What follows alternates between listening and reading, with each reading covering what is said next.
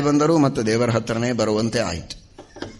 ಈ ರೀತಿಯ ಒಂದು ಚಿಂತನದ ಪದ್ಧತಿಯನ್ನು ಬೆಳೆಸಿಕೊಳ್ಳಬೇಕು. ಇದನ್ನು ಅಂಬರೀಷ್ ಚಕ್ರವರ್ತಿ ನಮಗೆ ತಿಳಿಸಿಕೊಟ್ಟಿದ್ದಾನೆ. ಕರೌ ಹರೇರ್ಮಂದಿರಾಮಾರ್ಜನಾದಿಷು ಶ್ರುತಿಂ ಚಕಾರ ಅಚ್ಯುತ ಸತ್ಕಥೋದಯೇ. ಹೇಗಿದ್ದರು ರಾಜರು, ಹೇಗಿದ್ದರು ನೋಡ್ರಿ. ಇದೊಬ್ಬ ಋಷಿಯ ವರ್ಣನೆ ಅಲ್ಲ, ಇದೊಬ್ಬ ತಪಸ್ವಿಯ ವರ್ಣನೆ ಅಲ್ಲ. ಅಖಂಡವಾಗಿ ಕಾರ್ಯಭಾರ ತಲೆಯ ಮೇಲೆ ದೊಡ್ಡ ಹೊಣೆಯನ್ನು ಹೊತ್ತ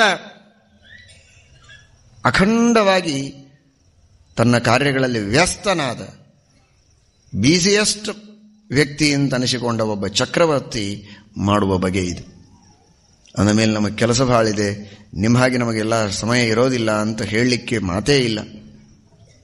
ಅಂಥವರೇ ಹಾಗಿರಬೇಕಾದರೆ ಜೀವನದಲ್ಲಿ ನನಗೆ ಸ್ವಲ್ಪವೂ ಸಮಯ ಹಾಕಲಿಕ್ಕೆ ಆಗೋದಿಲ್ಲ ಅನ್ನೋದು ಸುಳ್ಳು. ಸಮಯ ಪ್ರತ್ಯೇಕವಾಗಿ ಮೀಸಲಾಗಿಡ್ಲಿಕ್ಕೆ ಬಂದೇ ಬರ್ತದೆ. ಇದಕ್ಕೆ ಎಕ್ಸೆಪ್ಷನ್ ಇನ್ನೊಬ್ಬರಿಗೆ ಕೇಳಿ ಪ್ರಯೋಜನ ಇಲ್ಲ. ನೋಡಿ, ನನಗೆ ರೋಗ ಆಗಿದೆ, ಸಾಕಷ್ಟು ತೊಂದರೆಗಳಿದೆ, ಎಲ್ಲ ನಿಜ. ಆದರೆ ಟೈಮ್ ಇಲ್ಲ. ಬಹಳ ಒತ್ತಾಯ ಮಾಡಬೇಡಿ ಔಷಧಿ ತಗೊಳ್ಳೋದಕ್ಕೆ. ಅಂದರೆ ಏನು ಮಾಡ್ಬೇಕಿನ್ನು? ಯಾರು ಉಪಕಾರಕ್ಕೆ ತಗೊಳ್ತೀನಿ? ನೀನು ಹಸಿವೆ ಆಗಿದೆ, ಬಹಳ ನಿರಡಿಕೆ ಆಗಿದೆ, ಗಂಟಲು ಒಣಗಿ ಹೋಗಿದೆ, ಇನ್ನೊಂದು ಸ್ವಲ್ಪ ಹೊತ್ತಾದ್ರೆ ಸತ್ಯ ಹೋಗ್ಬೇಕು ಅಷ್ಟಿದೆ, ಆದರೆ ಐ ಹ್ಯಾವ್ ನೋ ಟೈಮ್. ನೀರಡಿಕೆ ನಿನಗಾದ ಮೇಲೆ, ಹಸಿವೆ ನಿನಗಾದ ಮೇಲೆ, ರೋಗ ನಿನಗೆ ಬಂದ ಮೇಲೆ ಅದಕ್ಕೆ ಪರಿಹಾರಕ್ಕಾಗಿ ನೀರು ಕುಡಿಬೇಕು, ಅನ್ನ ತಿನ್ನಬೇಕು, ಔಷಧಿ ತಗೊಳ್ಬೇಕು. ಸಮಯ ಇರೋದಿಲ್ಲ ಅಂದ್ರೆ ಏನರ್ಥ? ಅದಕ್ಕೆ ಸಮಯ ಮಾಡ್ಕೋಬೇಕು. ನಿನಗೆ ಸಮಯನೇ ಇರೋದಿಲ್ಲ. ಆಮೇಲೆ ನೀನು ಔಷಧಿನೇ ತಗೊಳ್ಳಿಲ್ಲ ಅಂದ್ರೆ, ಒಂದು ಕ್ಷಣ ನಿನಗೆ ಔಷಧಿ ತಗೊಳ್ಳಿಕ್ಕೆ ಸಮಯ ಸಿಗೋದಿಲ್ಲ ಅಂತ ಉದಾಸೀನ ಮಾಡಿದರೆ ನಿನ್ನ ಜೀವನದೊಳಗೆ ಸಮಯನೇ ಉಳಿಯೋದಿಲ್ಲ, ಮುಗದೇ ಹೋಯ್ತು. ಹಾಗಾದರೆ ಅದು ಹೇಗೆ? ಅನಿವಾರ್ಯ. ಅದು ನನ್ನ ಸಲುವಾಗಿ ನಾನು ಮಾಡಿಕೊಳ್ಳೋದು. ಮನುಷ್ಯೋಯಂ ಪ್ರಾತರುತ್ಥಾಯ ಪೂರ್ವಂ ಸ್ವಶರೀರ ಕಾರ್ಯಾಣ ಕರೋತಿ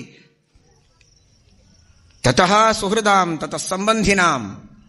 ಮಹಾಭಾಷ್ಯಕಾರರು ಹೇಳುತ್ತಾರೆ, ಪತಂಜಲಿಗಳು, ಮನುಷ್ಯೋಯಂ ಪ್ರಾತರುತ್ಥಾಯ ಪ್ರಾತಃ ಸ್ವಶರೀರ. ಮೊದಲಿಗೆ ನನ್ನ ಶರೀರದ ಕಾರ್ಯವನ್ನು ನಾನು ಮಾಡಿಕೊಳ್ಳು, ಆಮೇಲೆ ಇನ್ನೊಬ್ಬರ ಸಹಾಯ, ಇನ್ನೊಬ್ಬರ ಉಪಚಾರ. ನಾನು ಪರೋಪಕಾರ ಮಾಡಲಿಕ್ಕೆ ಹೋಗ್ತೇನೆ ಅಂತ ನೀರಿಲ್ಲ, ನೀರಡಿಕೆ ಇಲ್ಲ, ಹಸಿವಿಲ್ಲ, ಏನನ್ನೂ ನೋಡದೇ ಇದ್ರೆ ಇವನೇ ಬಿದ್ದು ಹೋಗ್ತಾನೆ. ಸಾವಿರಾರು ಜನರಿಗೆ ಮಾಡುವ ಉಪಕಾರ ನಿಂತು ಹೋಗ್ತದೆ. ಅಲ್ಲ, ಮೊದಲಿಗೆ ತನ್ನ ಶರೀರವನ್ನು ನೋಡಿಕೊಳ್ಳಬೇಕು. ಶರೀರ ಮಾಧ್ಯಂಕಲು ಧರ್ಮ ಸಾಧನ. ಹೇಗೋ ಹಾಗೆ ಇದು ಒಳಗಿನ ಶರೀರ, ಬಾಹ್ಯ ಶರೀರ ಹೇಗೋ ಹಾಗೆ ಆಧ್ಯಾತ್ಮಿಕ ಶರೀರ, ನಮ್ಮ ಪುಣ್ಯದ ಶರೀರ, ಕೀರ್ತಿಯ ಶರೀರ. ಕೀರ್ತಿ ಅಂದರೆ ಕೀರ್ತಿ ಕಾಮುಕತೆ, ಆ ಕೀರ್ತಿ ಅಲ್ಲ. ಧವಳವಾದಂತಹ, ತಾನು ಕೀರ್ತಿಯ ಅಪೇಕ್ಷೆ ಪಡದೇ ಇದ್ದರೂ ಸತ್ಕಾರ್ಯಗಳನ್ನು ಮಾಡುವುದರಿಂದ ತಾನಾಗಿಯೇ ಹರಡುವ ಕೀರ್ತಿ ಏನಿದೆ, ಅಂತಹ ಕೀರ್ತಿ ಶರೀರ, ಪುಣ್ಯದ ಶರೀರ, ಜ್ಞಾನದ ಶರೀರ, ಇವುಗಳನ್ನು ನಾವು ರಕ್ಷಣೆ ಮಾಡಿಕೊಳ್ಳುವುದಕ್ಕೆ ಪ್ರಯತ್ನ ಮಾಡುವುದು ಇದು ನಮ್ಮ ಸಲುವಾಗಿ, ಇನ್ನೊಬ್ಬರ ಸಲುವಾಗಿ ಅಲ್ಲ. ಅದಕ್ಕಾಗಿ ಟೈಮ್ ಇಲ್ಲ ಅನ್ನೋ ಹೇಳೋ ಮಾತು ಇದು ಉತ್ತರ ಅಲ್ಲ. ನಾವು ಸಮಯವನ್ನು ಹಾಕಲೇಬೇಕು. ಅತ್ಯಲ್ಪವಾದ ಸಮಯವನ್ನಾದರೂ ಹಾಕಿ. ಪ್ರಾಕ್ಟಿಕಲ್ ಆಗಿ ನಮಗೆ ಹೆಚ್ಚಾಗೋದಿಲ್ಲ ಅಂದರೆ ಚಿಂತನೆ ಮಾಡುವುದಕ್ಕೆ, ದೇವರ ಸ್ತೋತ್ರಗಳನ್ನು ಪಾರಾಯಣ ಮಾಡುವುದಕ್ಕೆ, ದೇವರ ಪೂಜೆಯನ್ನು ಮಾಡುವುದಕ್ಕೆ. ಮೂರನೇ ಹಂತ ಅದು. ಕರವು ಹರೇರ್ ಮಂದಿರ ಮಾರ್ಜನಾದಿಷು. ದೇವರ ಮನೆಯನ್ನು ಮಾರ್ಜನ ಮಾಡುವುದು, ಸ್ವಚ್ಛವಾಗಿ ತಾನೇ ಗುಡಿಸಿ ಸಾರಿಸಿ ರಂಗವಲ್ಲಿ ಹಾಕಿ ದೇವರ ಸೇವೆಯನ್ನು ಮಾಡುವುದಕ್ಕೆ ಸ್ವತಃ ಅಂಬರೀಷ್ ಚಕ್ರವರ್ತಿ ತಾನೇ ಬಂದು ಮಾಡ್ತಾ ಇದ್ದಂತೆ. ದೊಡ್ಡದಾದ ಅರಮನೆ, ಸಾವಿರಾರು ಜನ ದಾಸದಾಸಿಯರು, ಎಲ್ಲ ಕಡೆಗೆ ಸ್ವಚ್ಛವಾಗಿ ತೊಳೆದು ಒರೆಸಿ ರಂಗವಲ್ಲಿ ಹಾಕಿ, ನೋಡಿದರೆ ಮುಖ ಕಾಣಿಸ್ಬೇಕು ನೆಲದ ಮೇಲೆ, ಕನ್ನಡಿಯ ಅವಶ್ಯಕತೆ ಇಲ್ಲ, ನೆಲದಲ್ಲಿ ತನ್ನ ಮುಖ ನೋಡಬಹುದು. ಅಂತಹ ಸ್ಫಟಿಕದ ರತ್ನದ ನೆಲಗಳು, ರತ್ನದ ಸ್ತಂಭಗಳು, ಇಂತಹ ವೈಭವ ಆಗಿರೋ ಕಾಲಕ್ಕೆ ಭಾರೀ ಕಾಂಕ್ರೀಟಿನ ಆರಿಸಿ ಒಂದು ಕಂಬವನ್ನು ಕಟ್ಟಿ ನಮ್ಮ ಸಮಾನ ಶ್ರೀಮಂತರಿಲ್ಲ ಅಂತ ನಾವು ತಿಳ್ಕೊಂಡಿದ್ದೀವಿ. ಕಾಲಾಗಿ ತುಳಿಯೋ ಕಲ್ಲನ್ನು ಎದುರಿಗೆ ಹಾಕಿ ಇದೇ ಭಾರಿ ಶ್ರೀಮಂತಿಕೆ ಅಂತ. ಮುತ್ತು ರತ್ನಗಳಿಂದ ಖಚಿತವಾದ ಕಂಬಗಳು, ಸ್ಫಟಿಕದ ಕಂಬಗಳು, ಬಂಗಾರದ ನೆಲ, ಈ ತರಹದ ಐಶ್ವರ್ಯದಲ್ಲಿ ಮೆರೆದವರು. ಅಷ್ಟೆಲ್ಲ ದಾಸದಾಸಿಯರಿದ್ದಾರೆ, ಬೇಕಾದಷ್ಟು ಸೇವಕರಿದ್ದಾರೆ, ಎಲ್ಲಿ ನೋಡಿದರಲ್ಲಿ ವೈಭವ. ಇಷ್ಟೆಲ್ಲ ಕೆಲಸಕ್ಕೆ ಅಷ್ಟೆಲ್ಲ ಜನ ಇದ್ರು, ಅಷ್ಟೆಲ್ಲ ಶ್ರೀಮಂತಿಕೆ ಇದ್ರು. ದೇವರ ಮನೆ ಸ್ವಚ್ಛತೆ ಮಾಡೋ ಕೆಲಸ ಮಾತ್ರ ಸ್ವತಃ ರಾಜ ತಾನೇ ಬಂದು ಬೆಳಗ್ಗೆ ಎದ್ದು ಮೊದಲು ಆ ಕೆಲಸವನ್ನು ಮಾಡ್ತಾ ಇದ್ದ. ಕರವು ಹರೇರ್ ಮಂದಿರ ಮಾರ್ಜನಾದಿಷು. ಶ್ರೀಹರಿಯ ಮಂದಿರ, ನನ್ನ ಮಂದಿರವನ್ನು ಮಾರ್ಜನ ಮಾಡುವುದಕ್ಕೆ, ಅರ್ಥಾತ್ ಎಲ್ಲವೂ ದೇವರ ಮಂದಿರವೇ, ಆದರೂ ಅಪ್ರತ್ಯಕ್ಷವಾಗಿ ನನ್ನೊಳಗಿದ್ದು ದೇವರು ನನ್ನ ಮಂದಿರ ಅಂತ ಮಾಡಿಸಿದ್ದಾನಲ್ಲ, ಅಂಥದನ್ನು ಉಳಿದವರು ಬೇಕಾದರೆ ಮಾಡಲಿ. ಆದರೆ ನೇರವಾದ ದೇವರ ಪ್ರತ್ಯಕ್ಷವಾದ ಅಧಿಷ್ಠಾನ ಯಾವುದಿದೆ ಅಲ್ಲಿ ನಾನೇ ಸೇವೆಯನ್ನು ಮಾಡ್ತೇನೆ ಅಂತ ಮಾಡ್ತಾ ಇದ್ದೇನೆ. ಎಷ್ಟು ಧೂಳಿಗಳು ದೇವರ ಮನೆಯನ್ನು ಸ್ವಚ್ಛ ಮಾಡುವಾಗ ತಲೆ ಮೇಲೆ ಬೀಳುತ್ತದೆ, ಅಷ್ಟು ವರ್ಷಗಳವರೆಗೆ ಸ್ವರ್ಗದಲ್ಲಿರ್ತಾನೆ ಅಂತಾರೆ. ಇದರ ತಾತ್ಪರ್ಯ ಅಂತಹ ಮಹಾಪುಣ್ಯವನ್ನು ಕೊಡುವಂತಹ ಕೆಲಸ, ಅದನ್ನು ಇನ್ನೊಬ್ಬರಿಗೆ ಒಪ್ಪಿಸಿದರೆ ಆ ಪುಣ್ಯ ಅವರಿಗೆ ಹೋಗ್ತದೆ. ನನಗೆ 4 ಜನರ ಎದುರಿಗೆ ನಾನು ಕೈಯಲ್ಲಿ ಕಸಬರಿಗೆ ಹಿಡಿಯಲಿಲ್ಲ, ಅದು ಯಾವುದೋ ದೊಡ್ಡ ಕಸಬರಿಗೆ ತೊಗೊಂಡು ಕಸ ಹೊಡೆಯಬಾರದು ಅಂತಿದೆ. ಮಾರ್ಜನ್ಯ ಮೃದುಕೂರ್ಚಯ, ಅಲ್ಲಿರುವಂತಹ ಕ್ರಿಮಿಕೀಟಗಳ ನಾಶವಾಗದೇ ಇದ್ದ ಹಾಗೆ ನಿಧಾನವಾಗಿ ಅವುಗಳನ್ನು ಬದಿಗೆ ಸರಿಸಿ ಆ ಕಸವನ್ನು ತೆಗೆಯಬೇಕು. ಕ್ರಿಮಿಕೀಟಗಳ ಹಿಂಸೆಯಾಗಬಾರದು.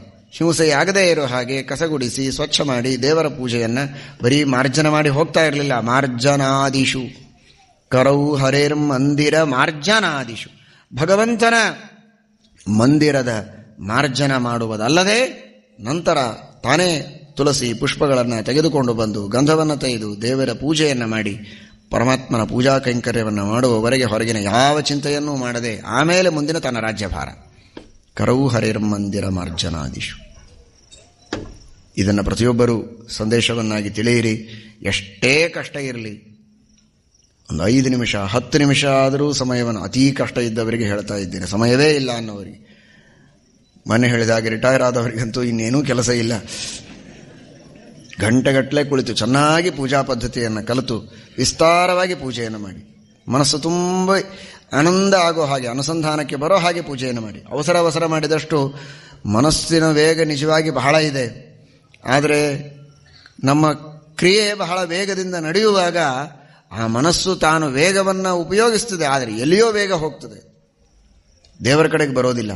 ದೇವರಲ್ಲಿ ಏಕಾಗ್ರವಾಗಬೇಕಾಗಿದ್ದರೆ ನಿಧಾನವಾಗಿ ಪೂಜೆಯನ್ನು ಮಾಡಿ ಭಕ್ತಿಯಿಂದ ಸ್ತೋತ್ರಗಳನ್ನು ಹೇಳಿ ಗುಣಗಳ ಚಿಂತನವನ್ನು ಮಾಡಿ ಪೂಜೆಯನ್ನು ಮಾಡಿ, ಸಮಯ ಇಲ್ಲದೆ ಇದ್ದವರು ಒಂದು 10 ನಿಮಿಷ ಆದರೂ ಒಂದೇ ಒಂದು ಸುದರ್ಶನ, ಒಂದು ಡೊಗ್ಗಾಲ ಕೃಷ್ಣ, ನೀವು ಅತ್ಯಂತ ಅವಸರದಿಂದ ಪೂಜೆಯನ್ನು ಮಾಡುವಾಗ ಇಷ್ಟನ್ನಾದರೂ ಉಪಯೋಗಿಸ್ಬೋದು. ಸುದರ್ಶನ, ಒಂದು ಕೃಷ್ಣ, ಒಂದು ವಿಷ್ಣುಪಾದ, ಇಷ್ಟು ಒಂದು ಸಣ್ಣ ತಟ್ಟೆಯಲ್ಲಿ ಇಟ್ಟುಕೊಂಡು ಅಭಿಷೇಕ ಮಾಡಿ ಒಂದು ತುಳಸಿ ದಳವನ್ನು ಏರಿಸಿ, ಸಾಧ್ಯವಾದರೆ ಗಂಧವನ್ನು ತೆಗೆದು ಏರಿಸಿರಿ, ಇಲ್ಲ ಅಂದರೆ ಕನಿಷ್ಠ ತುಳಸಿ ಪುಷ್ಪಗಳನ್ನಾದರೂ ಏರಿಸಿ ದೇವರಿಗೆ ನೈವೇದ್ಯವನ್ನು ಹಣ್ಣು ಹಂಪಲು ಇಟ್ಟು ಕೃಷ್ಣಾರ್ಪಣ ಹೇಳಿ ಒಂದು ಮಂಗಳಾರತಿ ಮಾಡಲಿಕ್ಕೆ ಎಷ್ಟೊತ್ತು ಹಿಡಿಯೋದಿದೆ ಹೇಳ್ರಿ. ಹೆಚ್ಚಿನ ಮಂತ್ರಗಳು ಬರೋದು ಬೇಡ. ಮೊದಲನೇ ಹಂತದಲ್ಲಿ ಹೇಳಿದ್ದೇನೆ, ಇದೇ ಕೊನೆಯವರೆಗೆ ಮಾಡಬೇಡಿ. ಇಷ್ಟನ್ನು ಶುರು ಮಾಡಿ. ಯಾಕಂದರೆ ಇದನ್ನೆಲ್ಲ ಮಾಡಬೇಕು ಅಂತ ಭಾರೀ ನಿರ್ಧಾರ ಮಾಡಿಕೊಂಡು ನೀವು ಮನೆಗೆ ಹೋಗೋದ್ರೊಳಗೆ ನಿರ್ಧಾರ ಸ್ವಲ್ಪ ಕಡಿಮೆ ಆಗಿರ್ತದೆ, ನಾಳೆ ನಾಡದ್ದು ಅನ್ನೋದ್ರೊಳಗೆ ಪೂರ್ಣ ಹೋಗೇ ಬಿಟ್ಟಿರ್ತದೆ. ಅದರ ಬದಲು ನಾಳಿಂದ ನಾಳೆ ಶುರು ಮಾಡಿಬಿಡಿ. ಎಷ್ಟು ಬರ್ತದೋ ಅಷ್ಟು. ನಾರಾಯಣ ಅನ್ಲಿಕ್ಕಂತೂ ಬರ್ತದಲ್ಲ, ನಾರಾಯಣನ ನಾಮಸ್ಮರಣೆ ಮಾಡ್ತಾ ನಾರಾಯಣ ಮಂತ್ರವನ್ನೇ ಉಚ್ಚಾರಣೆ ಮಾಡ್ತಾ ಬರುವ ಗಾಯತ್ರಿ ನಾರಾಯಣ ಮಂತ್ರಗಳನ್ನೇ ಹೇಳ್ತಾ ಪೂಜೆಯನ್ನು ಪ್ರಾರಂಭ ಮಾಡಿ.